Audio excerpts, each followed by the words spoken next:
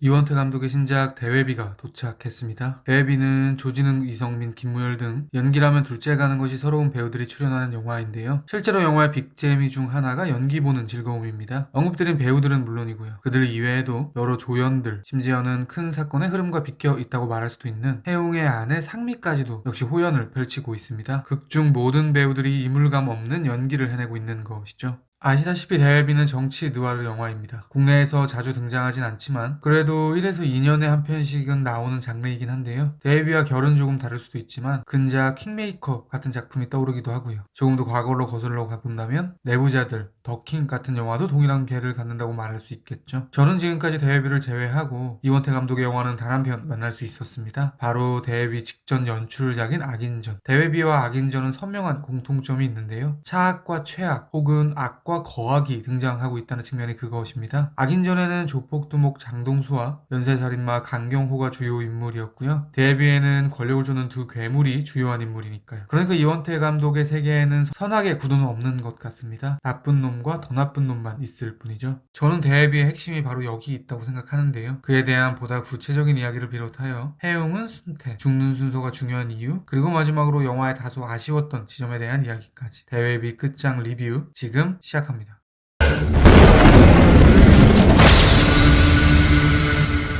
그래, 가보자.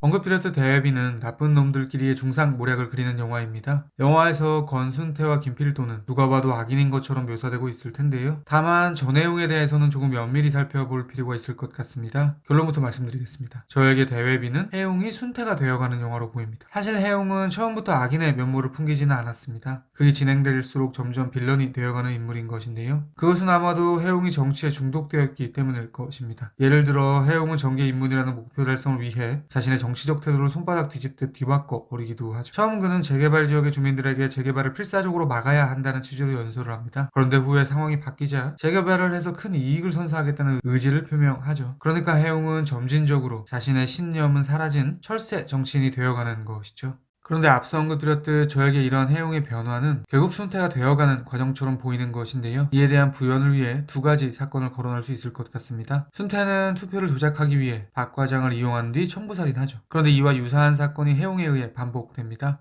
왜냐하면 해웅 역시 필도를 통해 자신이 자금줄로 이용했던 청사장을 살해하니까요. 두 번째로 말씀드릴 사건은 녹취라는 소재를 경유해서 설명 가능할 것 같은데요. 해웅은 박 과장의 증언이 녹취된 녹음기를 이용해 순태를 협박합니다. 그런데 이 장면 역시 유사한 상황이 있죠. 순태가 필도를 자신의 편으로 꿰기 위해 해웅이 취조 중 증언했던 필도를 배신하는 듯한 발언이 담긴 녹취를 들려주는 장면. 그러니까 영화의 스토리적 관점에서 해웅은 순태와 동일한 행보를 걷고 있는 것입니다. 한 발 더 밀고 나가 영화는 이런 해웅과 순태의 메커니즘을 형식적으로도 표현하고 있는데요. 그들이 각각 작당한 사건들을 편집을 이용해 순서 배치를 하고 있기 때문입니다. 이런 관점으로 영화를 보면요. 첫 번째 살인 청부는 순태의 그것이 먼저 나오고 해웅의 그것이 다음에 나오는 것을 알 수 있습니다. 그러니까 이 배치에 의거한다면 해웅이 순태의 행보를 따르고 있다고 말할 수 있겠죠. 다음은 녹취 장면. 이 장면은 앞선 살인 청부 시퀀스와는 다르게 순태의 모략과 해웅의 모략이 분명 다른 시간대에 발생했음에도 불구하고 영화는 마치 두 사건이 동시에 일어나고 있는 것처럼 교차 편집으로 표현하고 있습니다. 그러니까 배치된 시점으로만 본다면 해웅은 더 이상 순태의 뒤를 좇는 것이 아니라 순태와 동일한 타이밍을 갖게 된 것입니다. 즉 저에게 녹취 시퀀스의 교차 편집은 해웅이 녹취로 순태를 협박하는 바로 그 순간이 해웅이 순태만큼의 대비력이 차오른 모멘트다 라는 영화적 표현처럼 보이기도 하더라고요. 한 발 더 밀고 나가 결국 해웅은 자신의 의지로 박 과장을 한 번 더 죽이게 되는데요. 어떤 면에서는 순태를 넘어서는 지경이 되어버린 것 같아 보이기도 했고요. 개인적으로 정말 무시무시하고 지리멸렬한 장면처럼 느껴지기도 했습니다. 그런데 조금 다른 관점으로 보면요. 저에게 이 일련의 흐름은 물론 말씀드린 것처럼 해웅이 순태가 되는 과정처럼 보이는 것이 지배적이긴 하지만 어떻게 보면 순태가 해웅을 훈육하는 과정처럼 보이기도 하는 거예요. 물론 순태가 빅피처를 그린 뒤에 해웅을 산전수전 모두 겪은 정치인으로 성장시켰다고 말씀드리는 것은 아니고요. 다만 마치 데미엔 시절의 위플래쉬에서 플래처 교수가 앤드류를 가르치는 교수법처럼 팽하고 채찍질함으로써 상대가 복수심을 동력으로 하여 강해지게 되는 상황을 본의 아니게 만든 것처럼 보이는 것이죠. 물론 플래처 교수는 다소 의도처럼 느껴지고 순태는 의도가 거의 없는 것처럼 추정되긴 하지만요.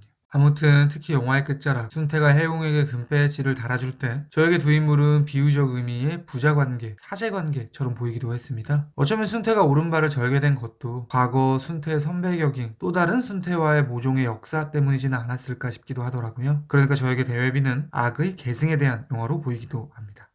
핸들 돌려라. 누가 센지는 손에 뭘로 쥐고 있는가 본 안 했습니까? And it haunts me to my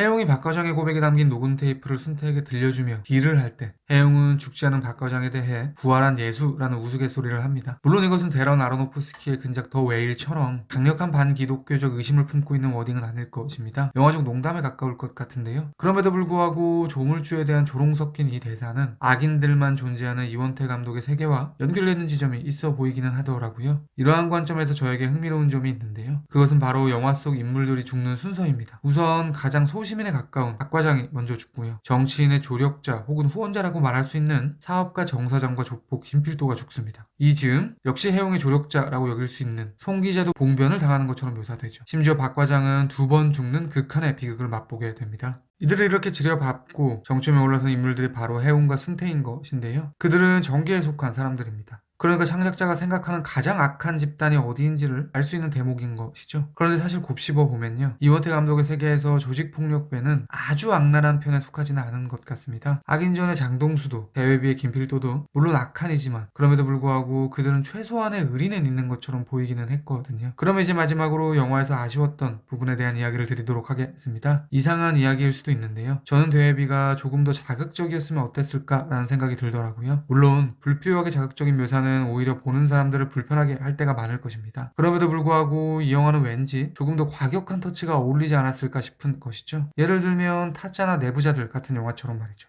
저는 사실 영화를 보면서 아마 이원태 감독이 역시 전작 악인전처럼 대회비를 처절한 청불, 정치 느와르 영화로 만들고 싶진 않았을까라는 추정이 되기도 했는데요. 왜냐하면 영화 속 액션, 매춘 등의 장면들에서 불쑥불쑥 그런 의지가 느껴졌기 때문입니다. 물론 15세 관람가라는 선택은 더욱 넓은 관객층을 확보하기 위한 이해관계의 산물이었겠지만 말이죠. 대비에 대한 제 별점은 별 3개고요. 한 줄 평은 다음과 같습니다. 악인전부터 이어져 오는 이원태 감독의 세계관. 그러니까 세상엔 악과 거악 밖에 없다. 지금까지 대비에 대한 헐거운 리뷰였습니다. 제가 100% 확답을 드리지는 못하겠지만 아마도 다음 리뷰는 지금 보여드릴 이 영화가 되지 않을까 싶습니다. 그리고 당연한 이야기지만 그 어떤 영화라 해도 언제나 영화는 제 리뷰보다 무조건 위대합니다. 들어주셔서 감사합니다.